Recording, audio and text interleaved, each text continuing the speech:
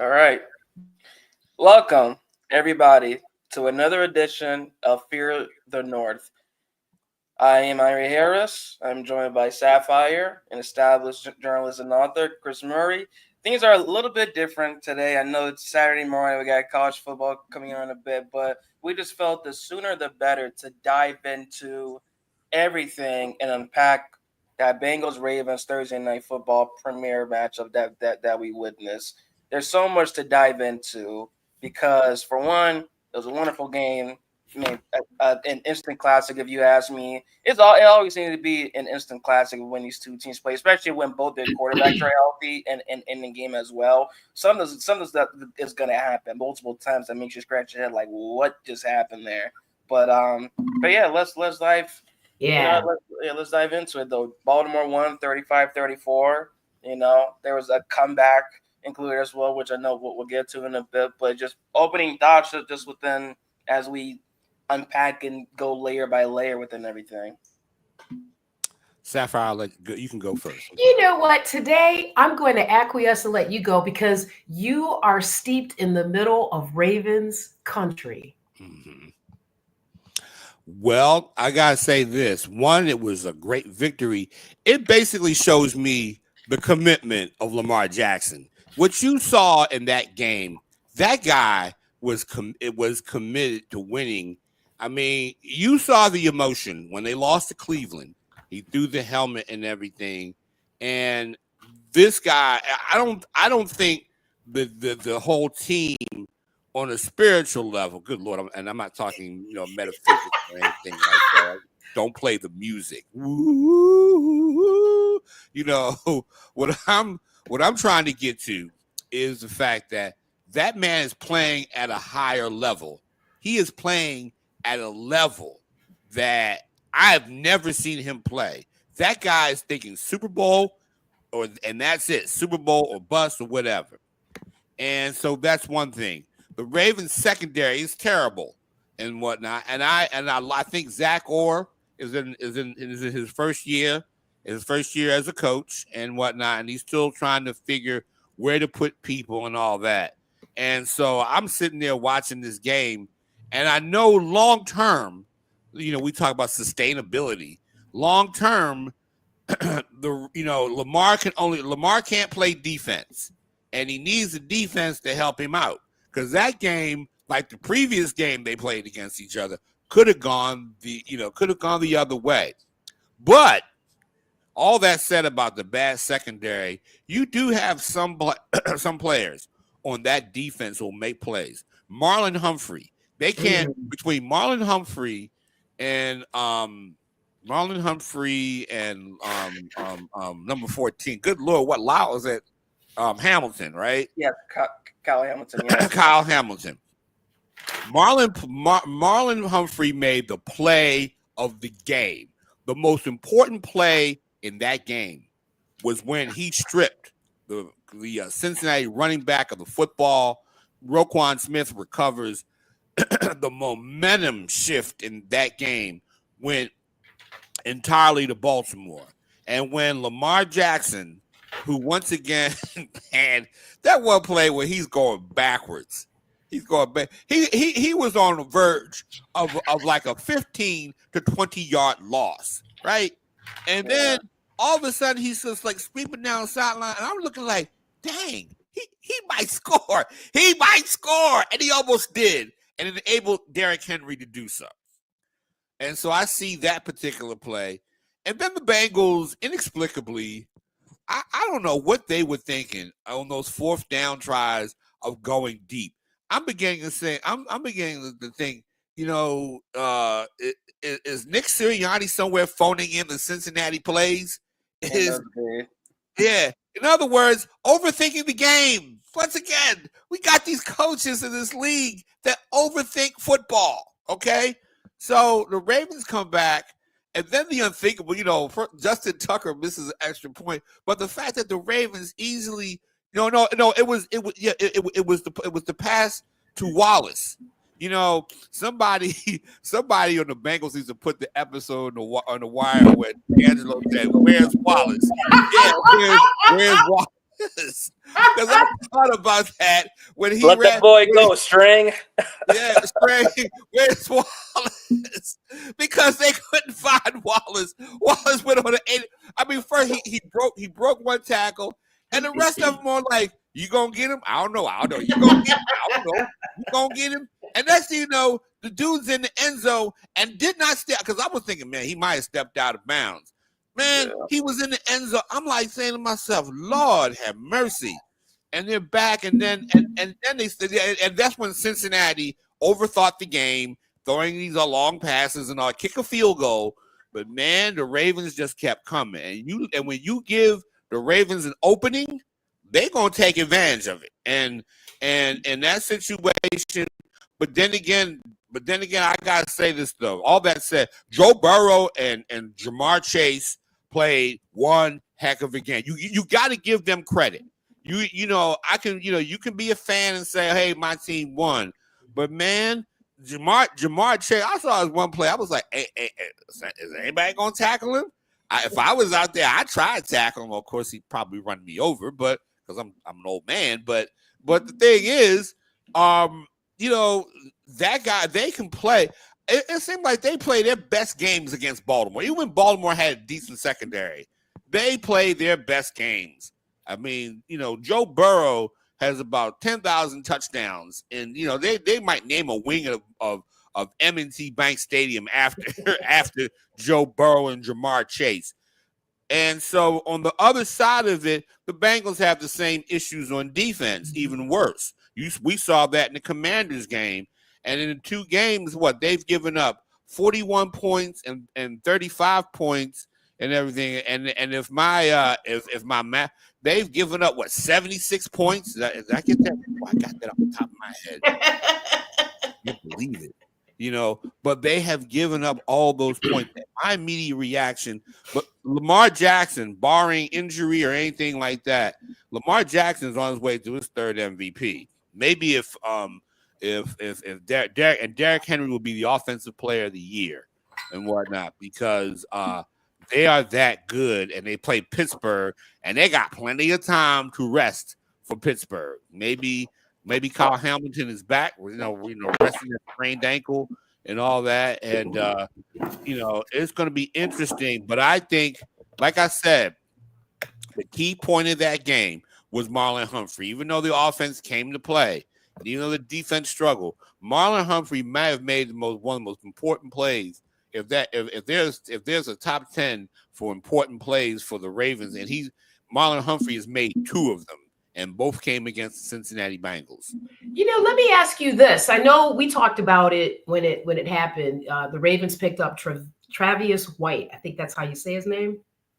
What do you think his? Let me do the brother proper respect. Tre'Davious White, and let me apologize for not having that together.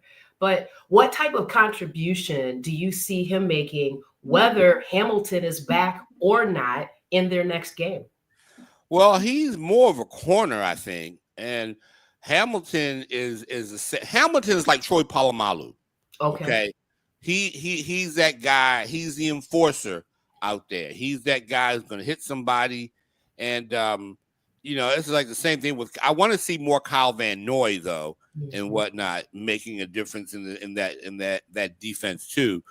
But I think, you know, I think he's just going to be a part of the numbers. I think that, you know, I think he might be in a situation where he'll prove himself, because sometimes you can grab guys off teams and, you know, they play a lot better for your team. That's what the Ravens are hoping for, is in the secondary, because they're not going to get to the Super Bowl with that secondary, you know, with the way that secondary has been playing. And so I think Hamilton will be out for maybe a week or two and whatnot. Maybe he, at least next, you know, 10 to 12 days, he rehabs that, and he may be in. He may not play against Pittsburgh, but I do see him.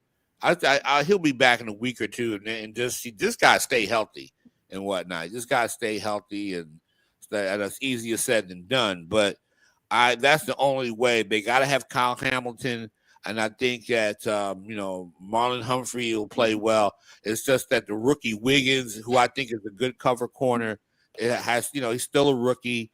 And I think from a strategical perspective, Zach Orr has got to figure out a way to put that secondary in a good and comfortable place.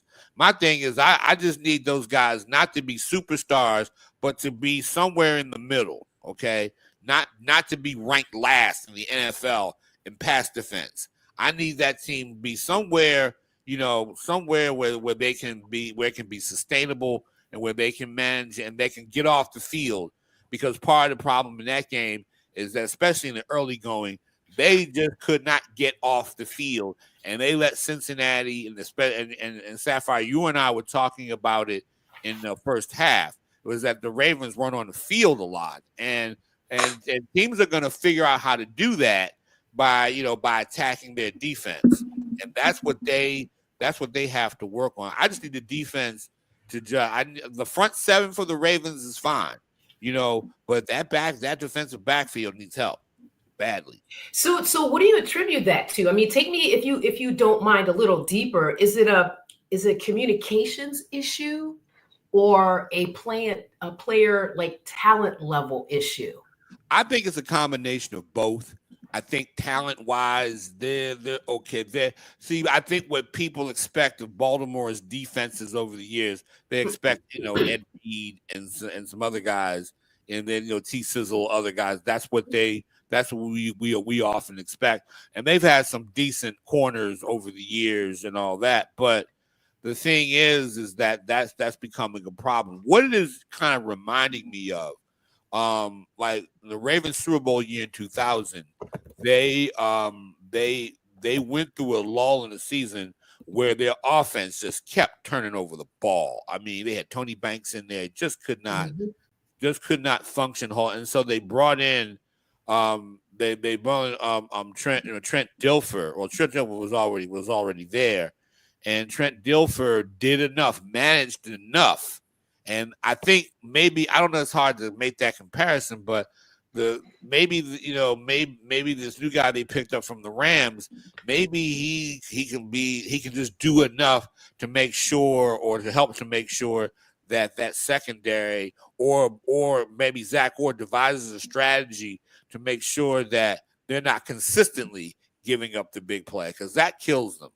You can't give up the big play, and they gave up the big play a lot. It's just the fact that they should be lucky that Lamar Jackson is playing on a level that I've never seen him play.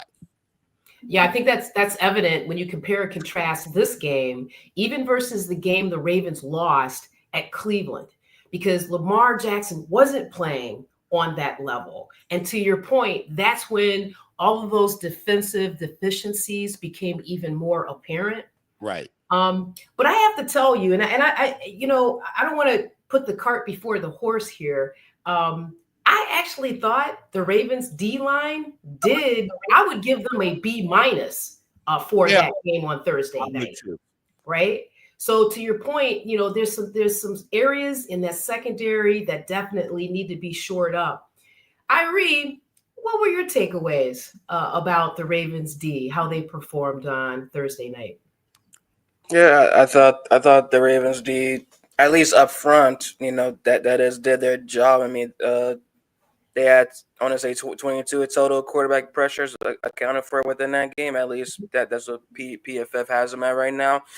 There were multiple times, and we even talked about it as well, especially in that first half, in which the pressure they had, they know Burrow still has legs that can move and usually get him out of sticky situations.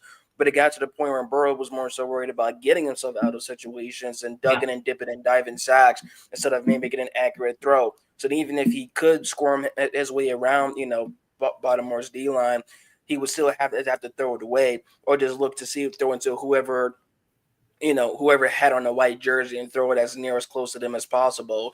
So there were times in which he would do that, and you're thinking, wow, he's going to get himself out of this, and he throws the ball or is overthrown or just slightly short. So I thought Baltimore did their job up front. And real quick, as we were talking about the time of possession earlier, that was something else interesting that I really took note of. And I understand, I really agreed with the way the Bengals approached that game, especially within the first half, because, and we talked about it as well, Sapphire, like, if I'm playing Baltimore, I do not want them to, I don't want to give them that much time that, to really get themselves a feeling and really warm themselves up into, the kind of offense that they have, because they got one of the best offenses in the league. You put everybody else aside, you put the other 9 players to the side, even if it's just Lamar and Derrick Henry, that's still enough to reckon with. And furthermore, this Baltimore offense entered the game leading the league within yards game per play at 7.1. So I'm doing my best to keep from any of that happening. So the Bengals did the right thing within taking their time. That's why they had, over 19 minutes of possession, while Baltimore had a little, around 10. And you could tell the longer that they were sidelined, the more cold they seemed to be when coming out. And then that led to questions as to what their play calling was, why they're doing this, why they're doing that. So I thought the Bengals did their thing as they were supposed to do within the first half, and also efficiency when it came to the red zone. Like, they completed all 3 of their attempts when they were in the red zone, position wise. So those were a couple of my takeaways. But going back to Baltimore, though, yeah, I did feel that their D line did a nice job within applying that pressure on Cincinnati, because even though when we get to Jamar Chase and the big, he had the historic game that he did, 264, 11 of 17, catches. It had to be earned. It wasn't just going to be given easy. But that was my takeaway within the first half. Speaking of Baltimore, what were you guys' thoughts within the offensive side? Not just them not playing up to par, or them not being on the field much, but more so what they did with the time they had on the field in the first half. Was there a question regarding why they weren't running as much with Derrick Henry? Was there a little bit more sense as to why they're not getting Lamar going at least a bit too? Because I know he didn't, like, you asked me, first series, I'm giving it to Derrick Henry every single play. I'm using him as a workhorse, at least for the first 6 plays. I'll worry about Lamar throwing the ball 7 play and on. But it seemed after that, there just wasn't as much aggressiveness. There was a little bit more of a conservative tone when it came to Lamar in the first half, whether it be him or the play calling. Thoughts on that and then their approach in the first half? Chris, I'm going to tell you right now, you got to talk to me, because I was literally standing on top of Irie's shoulders, screaming, right, at the television. Why aren't they using Henry? What's up with that? Well, the way I saw it, I think what they needed to do was get the ball to Henry. I for some reason, I don't know if they're going to wear him out or something, but I do think they need to start off, even if he gains 3 and 4 yards, but I also think the Ravens are trying to stay away from being predictable too, because I think if you and I can see that they should give the ball to Derrick Henry, you better believe they're going to have eight guys in the box every time, And I think that, that's what I think they're thinking. I'm with you in the sense that they should just give him the ball. He may get 2 yards, 3 yards, and then let Lamar figure it out on third down and whatnot. But sometimes, sometimes it takes Henry a while to get going, to get into that once, because that's why you got to keep punching it with him.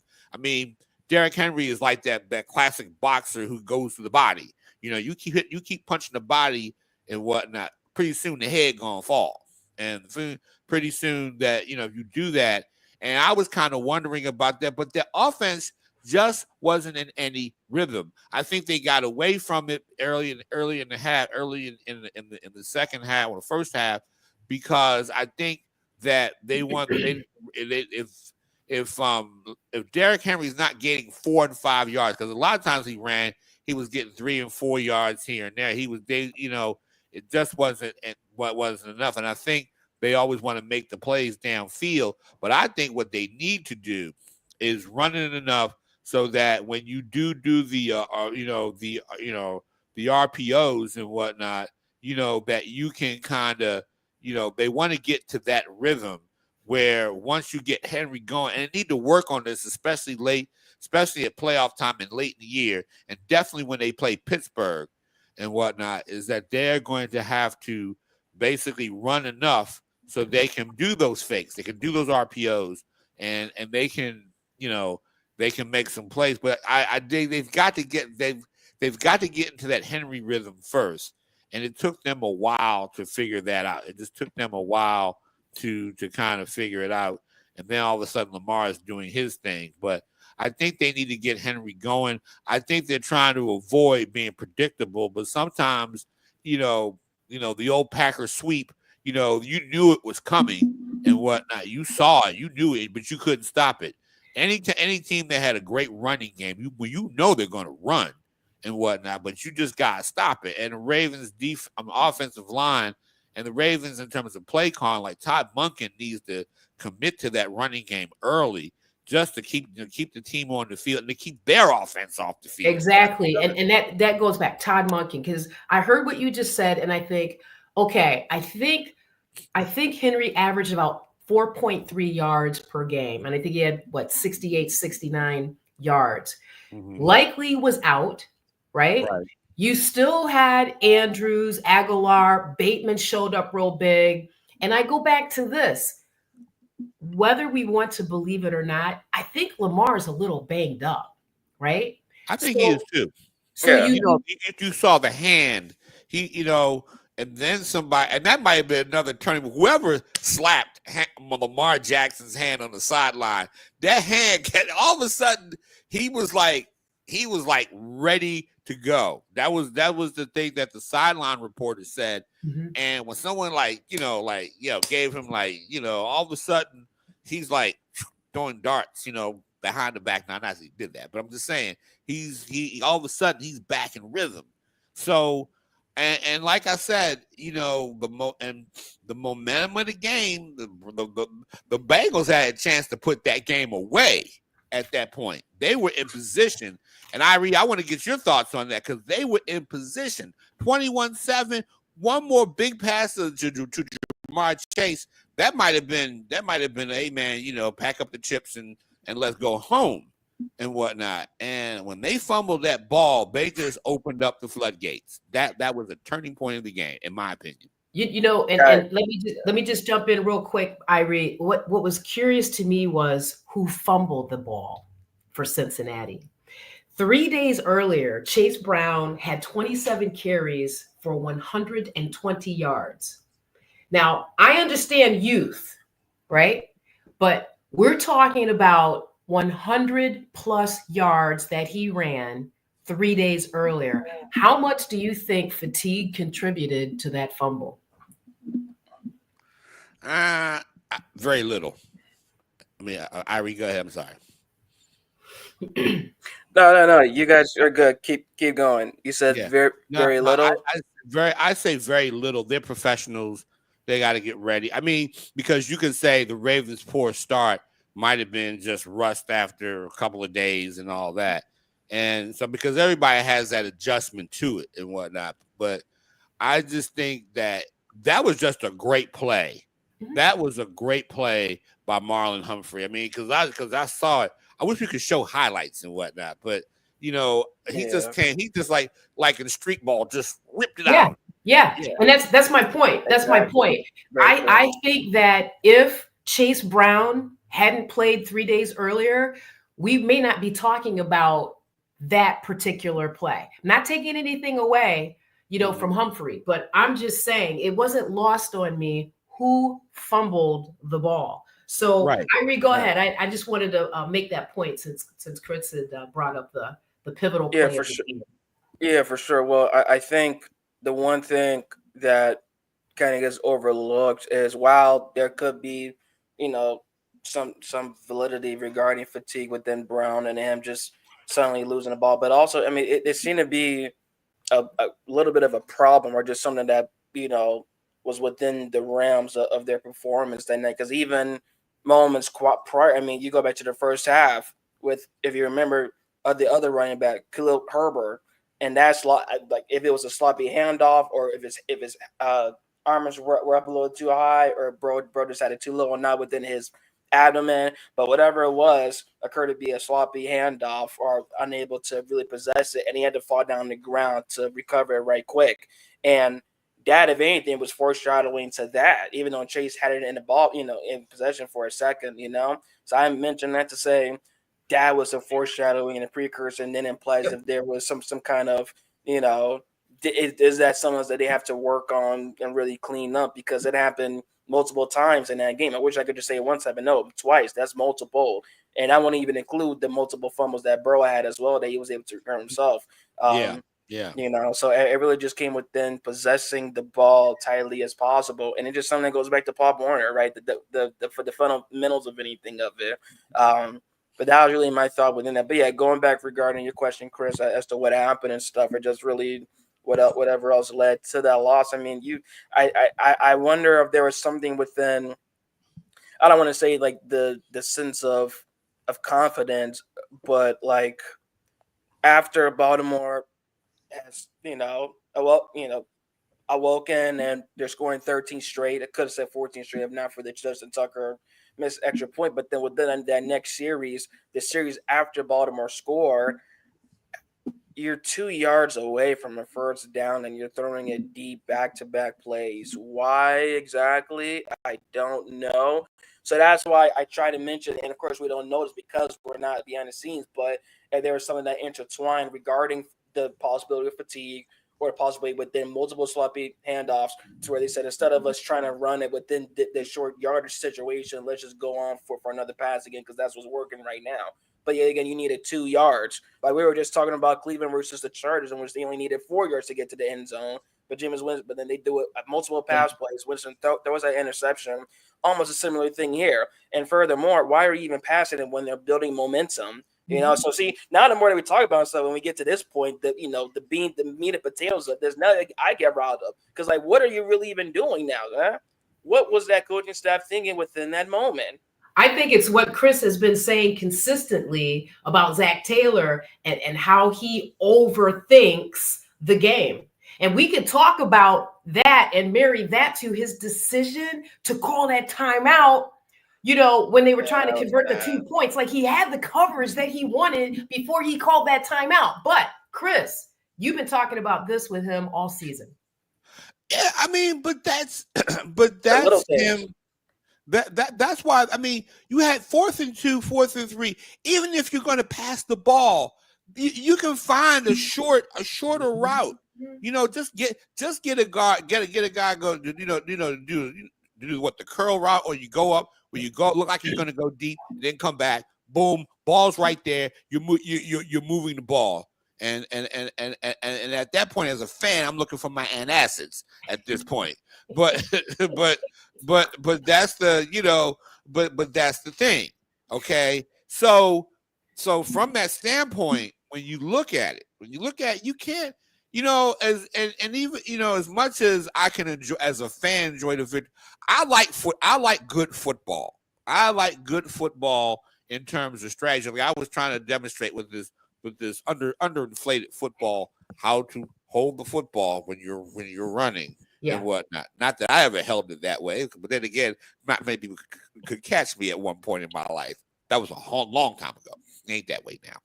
But the thing is, the thing about it is that, I go back when the Ravens played the 49ers in the Super Bowl, and the 49ers were running all over the because, Ray Lewis and them were all old. They probably had their little oxygen masks on the sideline because they old men and whatnot, right? I'm up there thinking that Jim Harbaugh would run Frank Gore again and, up the middle of that defense. They tried to pass the ball. And my thing at the end of the day, when you got a team up on the ropes and everything, you got them all knocked out and everything, and you set them up for the right punch and you don't throw it, or if you do throw, or what the Bengals did, boxing analogy, they tried to wind up and whatnot. Well, come on, man, and even like I said, you mean tell me you couldn't call like a little. I mean, they've been completing those routes the whole game. The Ravens couldn't even stop when they needed like 4th and 3. They couldn't get to their tight ends and every Gesicki. All those guys would have been open if you called the right play. You can't always. It's like I said. You can't. If you have a mouse in your house, it's better not to use an Uzi to kill a mouse and everything. It is better. Sometimes you just have to go and do basic fundamental things. I don't like it when teams have like one of the things that used to drive me crazy about Andy Reid when he was in Philly. They have 1st and goal at the 1, and he's trying to pass the ball. Or you remember Seattle when you got Marshawn Lynch trying to. Why would you throw a pass and then get it picked off? It's some of these coordinators. They're like kids who play Madden. Okay. Yes. Sound familiar, Irie? Does that sound familiar? I mean, it's one thing, and I'm not gonna lie. When I played Madden, I've done some creatively dumb stuff too because it's Madden. You can, you can get away with going for the 4th and 22 and Madden and whatnot. You know, you can't, but in real life in football, you gotta play fundamentals. That's why I was saying, you know, was Nick Sirianni trying to give Zach Taylor some play calling tips or something? You know, it's just like, come on, man. I mean, there are times when, you know, you got to play fundamentally sound football. Yeah. And sometimes coaching staffs, Todd Monken and some of these outside offensive coordinators and everything, they like to think that you can't get too cute. There's a point where you get too cute, it kills you every time. Hey, Chris, real quick, because you mentioned Andy Reid, and I think we have another example to add to that. That the 03 season versus San Francisco, the goal line stand like multiple times. You remember that? Yeah. I mean, it's just that you. There's another example to add to the disparity of play calling at times when you're overthinking a game within short yardage situations. Yeah. And you're just like, come on, guys, what are you doing? Just, you know, sometimes it's easy. Sometimes, you know, the easy thing is always the right thing to do. You can't, like I say, this is not, we're not dealing with calculus. We're not dealing with trigonometry, which all you know, like I said, you know, a famous baseball player said whoever invented calculus was probably drinking at the time and whatnot. So, so from that standpoint, you know, you can't, you know, you really gotta play the fundamentals. And I'm not saying that the Ravens committed too many penalties. That prolonged drives too. That was insane. They committed. That was ridiculous. Well, then, you know what? Let's go over to the other side then. Sapphire, your thoughts within what was working for Baltimore within the second half, not only capitalizing off of the play from their defense, but more so what they did. If there's an increase in certain areas, what they started doing more of that wasn't in the first half. Your thoughts?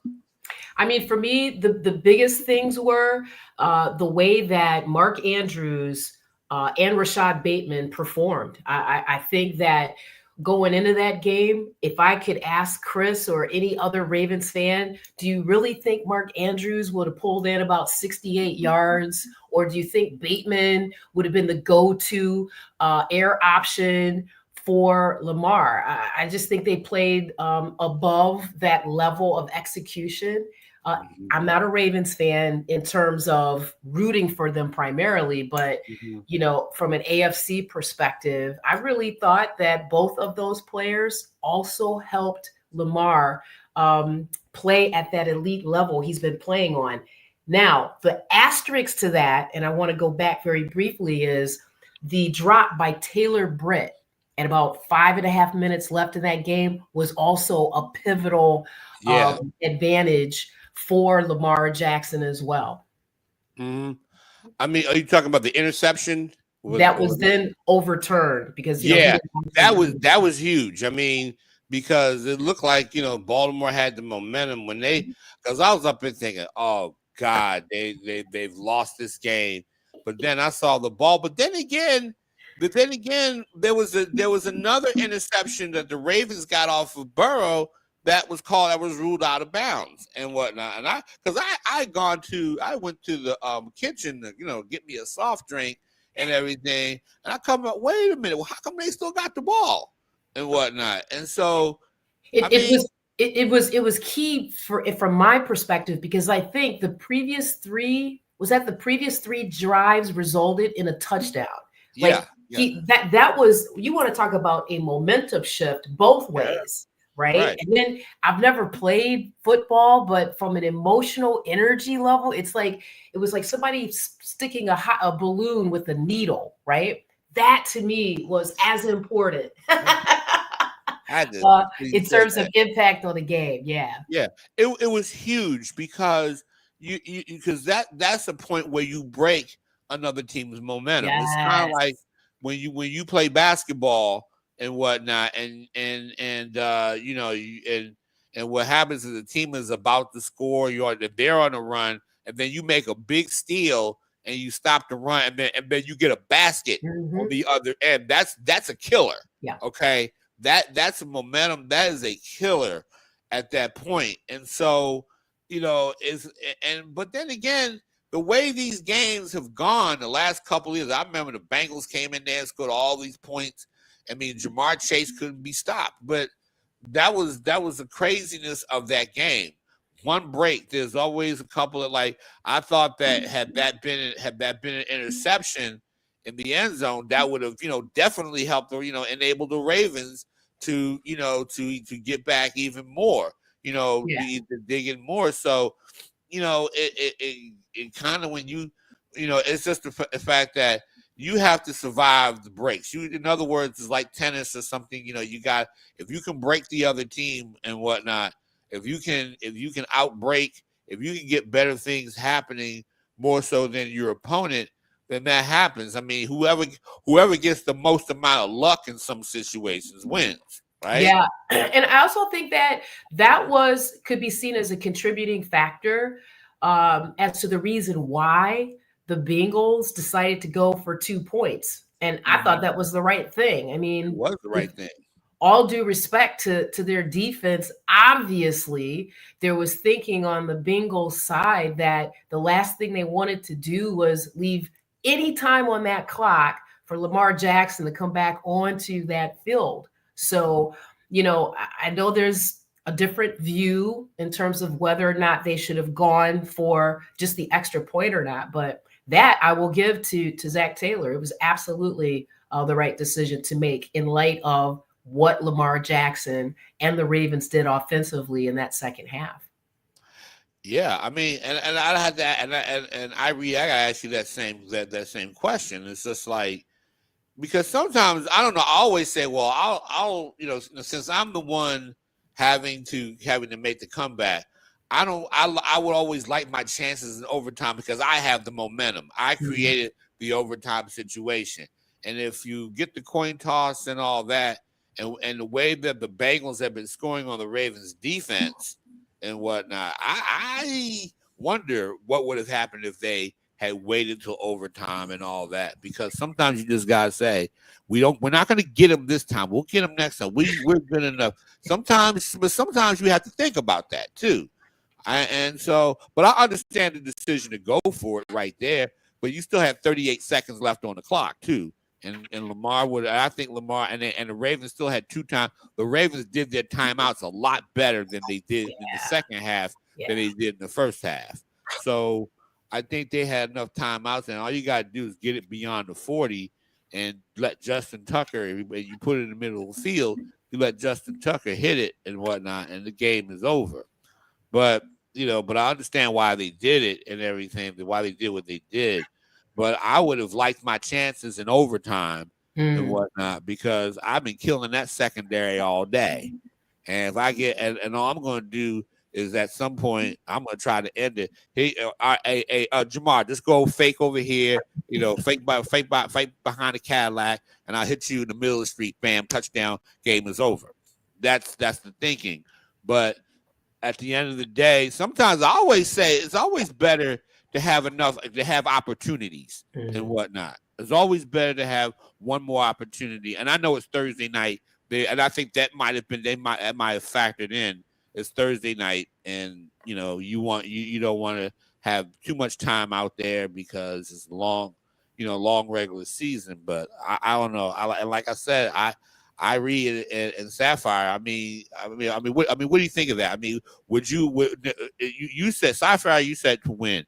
Would you have gone for the 2, or would you just opt the way to overtime, and knowing how good the offense is and whatnot, or you didn't want to risk the coin toss either? Yeah, and see, and that's the thing that I've been wrestling with ever since, you know, that night, because you understand, like you said, why they decided to go for 2. I'm really ahead of today. It was really wrestling between on one side, and the one thing I know I've said as well, but like they've failed to be successful within the little things, and that's what got them to the in that pickle. At the end of the game, that's why when you look at, and actually, if you guys want, like the exact number, because I know that right now I know that they are 4-6, but when you look at those losses, those 6 losses, there's only one loss that was not a one score one possession loss, and that was the blowout loss to Philadelphia. Outside of that, all the other 5 losses have been one possession games that have come down to the small things, the little things. So on one side, while I'm thinking, well, you don't want to try that because then this will just come up to it. And as we're talking about overthinking the game, which then leads to this, you don't know if you're going to score or not. But on the other end, we saw what happened the last time these two teams played, and I think that's the one thing that I'll give Zach Taylor the benefit of the doubt is that he probably was thinking back to the last time these teams met in that overtime loss and the way things spiraled down and the way Derrick Henry went for that long 40-plus yard run to set up for that game-winning field goal from Justin Tucker. And I had to be playing the bag with my thinking, I don't even want to set us up for anything like that again. Let's just go for it. I'll live with the consequences later. So for that, I'll say that was the right decision within it. Right. And it's something that even I wasn't thinking I was going to agree with because as going back, I was mentioning prior, like the little things, like the small things that we're in Baltimore. We'll have another Wyatt reference, as Lester would say, all the pieces matter, and that's what led to the situation here. Now, the play, though, on the other hand, and the play is one thing that I was kind of thinking a bit about. Like, I understand the target, I understand the premise of that, but did we think they could have gone with something a little bit different in that sense, whether it be like a QB option, shovel pass, or something of that sort? I was just thinking something outside of what was already working for them in the game. It would have been designated because we know that they're going to go double team on who the hot man is within Jamar Chase. Like, thoughts within what the actual play was and if they could have done anything better. I think somehow they should have found a more creative way to work in Jamar Chase, even if it's to give it to him on a screen or something like that. I would find a way to get, because who was really stopping him in the game? Nobody. I figured that thing out. I'd have figured that out. I said, look, I'll go with the man. I'll dance with the man that brought you and whatnot. I'll dance with that dude. And if I have to get it to him on a halfback option, if I had to do the Philly special or whatever, I will try to get that. Like I said, Jamar Chase gonna get that ball, and and of course there were several penalties that maybe the refs were like, I didn't see nothing and all that, and I guess that was in the spirit of letting them play. But there were, and even as a Ravens fan, there's some penalties. I looked at, I was like, that's a penalty. Here you go, ref. How much? Well, let's talk about that. And we're talking in this specific circumstance. What penalties did you see? Holding. I mean, it was defensive holding. I mean, I think it was either Gesicki or one of the tight ends. Was like, but then again, one of the players said that he locked his arms. He did. He absolutely did. Yeah, he locked it so he could say he was being held. But I like the fact that the refs, let me say this, sometimes you got to let them play. It's like the NBA. Sometimes you just got to let, you got to let the guy. Now, I wish they'd have followed that edict when the Eagles played the Kansas City Chiefs in the Super Bowl and whatnot, You gotta let those guys play, and but or better yet, call a better play and everything. Have somebody in motion throwing something off. But in that situation, but there was some, they can cry about it, but but you can't. But you know what? The Bengals had too many other opportunities in the game. They can't really cry about. But they are. But they are crying about it. I mean, if you saw, and look, mad respect to Joe Burrow. I mean, I'm still upset the Ohio State University let him go. Okay. But when I think about that last series of plays, first of all, Gesicki should get an Academy Award, okay? Because he absolutely underpinned Trenton Simpson on that play, okay? Very dramatic. Like, it almost reminded me of how Brian used to flop, right? To try to draw a foul, right? So I thought the referee, to your point, let these men play. When you talk about holding, did anyone see what was happening on that O and D line? What Alex Kappa did to Travis Jones? I mean, what is the definition of holding? If you don't know it, go back to that game and look at what Kappa did. He went old school. That's an old school move, okay? Yeah, I saw that. Yeah, I mean, it's like holding is one of those calls because a lot of times now they used to, I guess you used to hit with the shoulders, but now you can kind of put your hand like when you're blocking, but you can't lock in on them. Absolutely. You can't lock in. You can use your hand, but you can't lock in. And every time I saw, because the Bengals got away with it too. And there was some face masks on Joe Burrow. There was some, I mean, but then again, the officials are human in the fact that, they see some, they see others. They see some, they see it sometimes, but holding is one of them because somebody said that, every play you could argue either pass interference or holding, okay, on every play. But let's go back because I got really fired up about this because as much as we know the league has designed the rules to protect the quarterback at all costs, okay, including when QB stiff arm and face mask, right? I'm going to go back to that play. Travis Jones beat Alex Kappa's butt. As soon as that ball was hiked, he controlled his center of gravity. He had Kappa doing the Texas two-step in reverse from the moment that ball was snapped. Kappa realized that. If you go back and you look at his hand position, okay, clearly holding. So in that moment, what I saw was Kappa just try to use his weight to pull down Travis Jones. Again, I encourage you to go back and look at this because at that point, at the moment where Jones clearly was beating Kappa, that's when he knew that Burrow was going to pass, and he put his hand up then. So I submit to you, as Alex is pulling Travis down, his hand was already up even before Burrow released the ball. So all of this ranting and raving about illegal hands to the face, look at what precipitated that.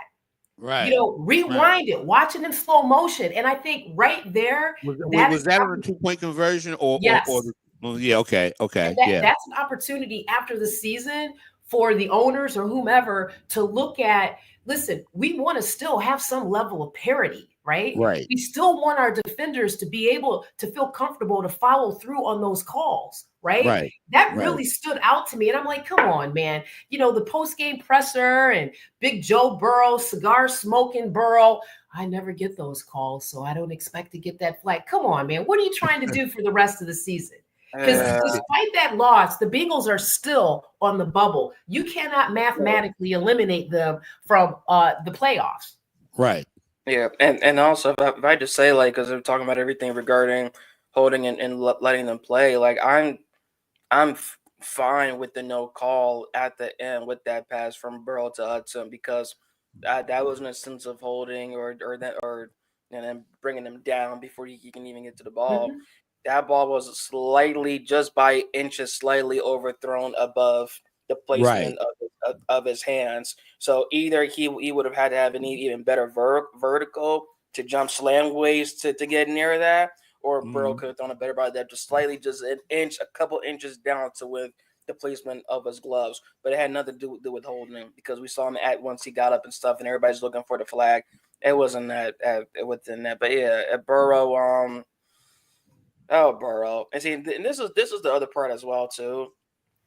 And maybe this staying within the topic, of course, but maybe it's one that some people don't want to dive into. Like, Joe Burrow is a terrific quarterback, but I don't think he gets the same critiques as other quarterbacks do. He's given a little more room to make mistakes that benefit the doubt before getting the hammer later on, while other QBs would get all of the blame.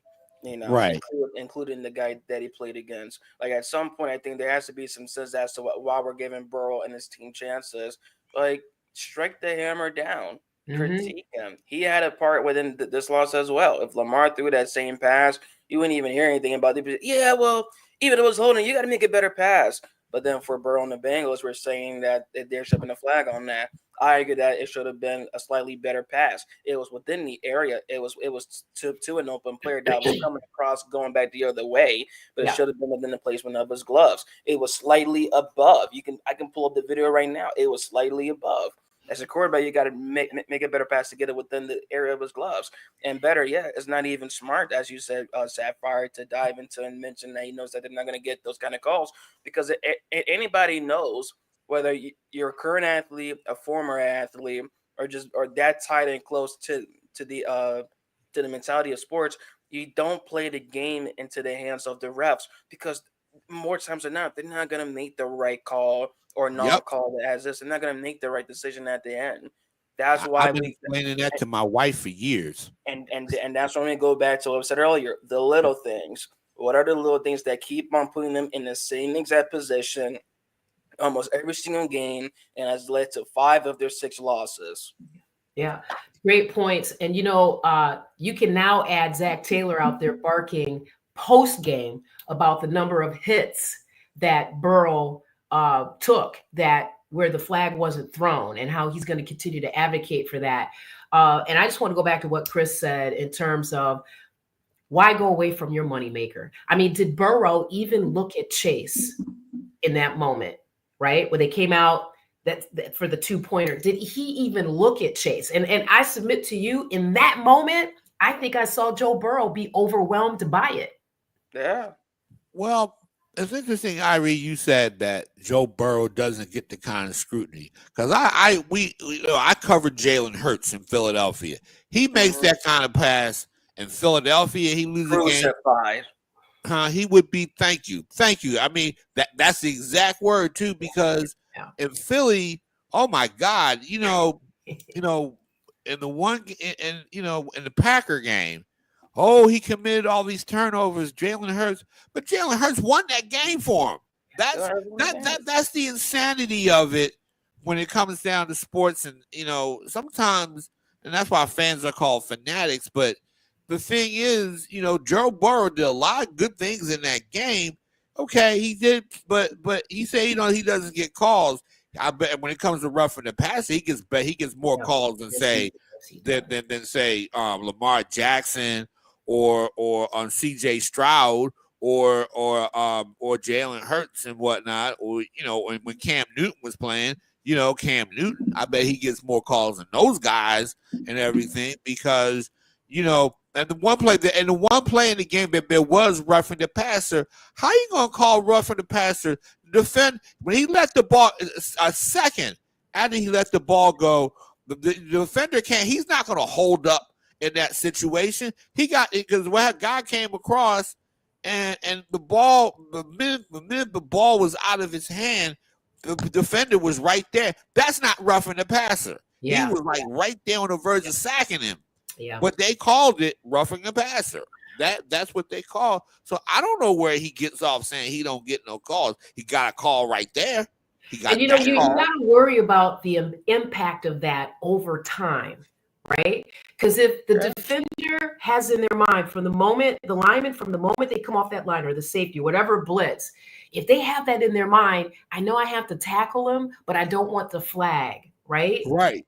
That has the potential to create like an intrinsic, I don't know what the word is to use for it, but you're not going to get that what you need from those defenders, because they're going to be thinking about being penalized, and then it just becomes a part of how they approach the game. That's what I get concerned about. That I hope the league, the owners address in the off season, addressing what is the definition of roughing the passer, right? Right. I mean, what is the definition? Because like I said, I think it was Matabikwe. Someone got through, and okay, so I watched the play. It was a great. I mean, they got the play anyway, but he let the ball. Like the minute the ball comes out of his hand, you can't stop a guy like that.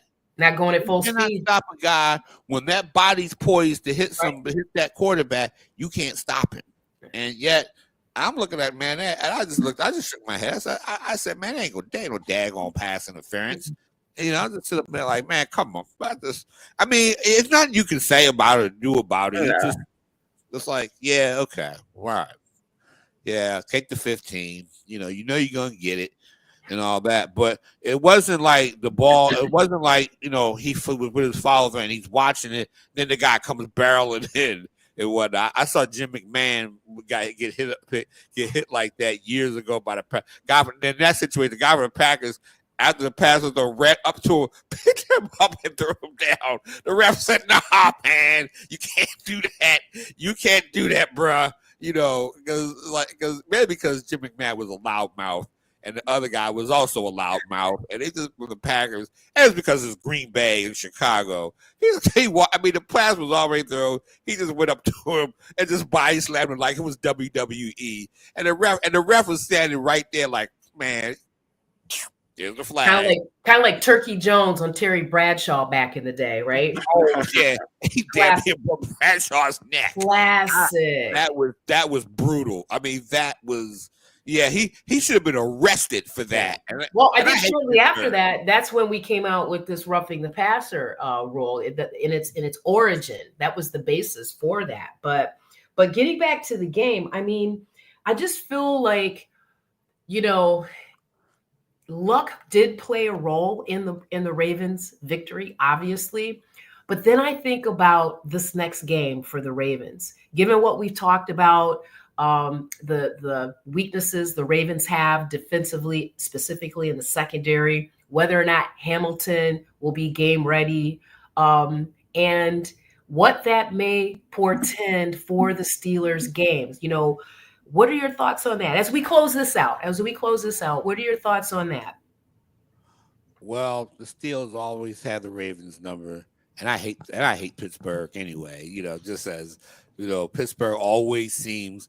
I think that to me, they might Lamar's what do we call Krypton or kryptonite? Yes, we call it kryptonite. Yeah, yeah. The krypton is actually a chemical in the table of elements, but kryptonite, kryptonite is is Lamar. I mean, Kansas City Chiefs. They say is Chiefs and maybe Pittsburgh.